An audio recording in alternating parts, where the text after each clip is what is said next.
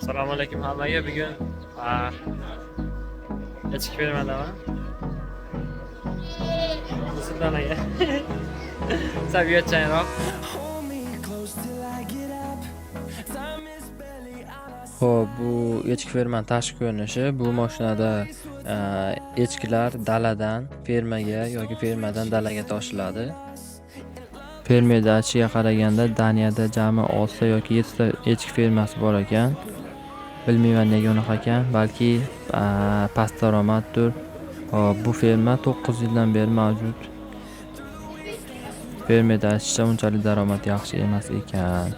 Hazildan tashqari, orada fermer mendan olasam sotaman dedi. Qancha desam $300 dedi. O'zbek so'miga hisoblaganda, o'zbek dollariga hisoblaganda. Xo'p, bular echki bolalari. Echki bolalari 1 yil ichida sog'imga qo'shiladi ekan. Xo'p, echkilar sog'imga kelishdan oldin opamiz mana hamma yo'lni changitib, yemin to'kib beradi ekan. Shunda echkilar ovqat yeb indamasdan sog'imda jim turishadi. Mana ko'rib turganingizdek, echkilar indamasdan sog'imda jim turishibdi. Aytgancha echkilar 2 litrdan 4 litrgacha sut beradi ekan.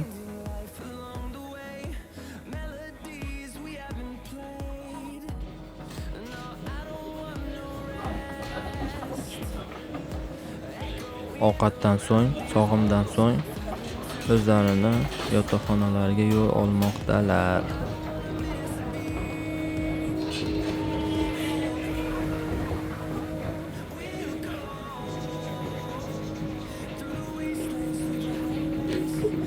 Echki sutidan pishloqlar tayyorlanadi va pishloqlar do'konlarga yetkazib beriladi. Shu orqali ham daromad qilish mumkin.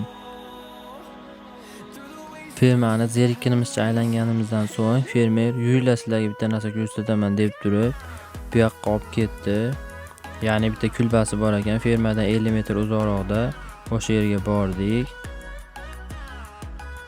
Ko'rib turganingizdek, har xil suratlar, kitob, echkini haykalchalari, har xil echkiga oid narsalar bor ekan. Shu yerdacha aylandik keyin.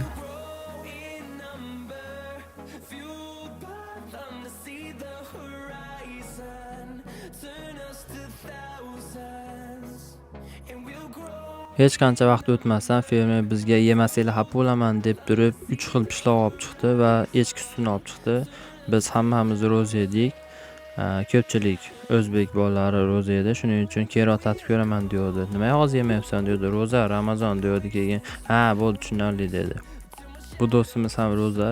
"Ha, bo'ldi, men ham keyinroq tatib ko'raman" deb turib cho'ntagiga bitta oldi. Bu do'stimiz ta'mi zo'r ekan, yana bitta olsam bo'ladimi diyordi. "Bo'ldi, bemalol olaverman xohlaganingcha" dedi. Keyin bitta oldi, yana bitta ol dedi. "Ha, bo'pti, tekinu" deb turib uni ham olib qo'ydi. Xo'p, ro'za tutgan bolalar keyinroq yeyman deb turib cho'ntagiga bittadan olishdi, lekin men olmadim.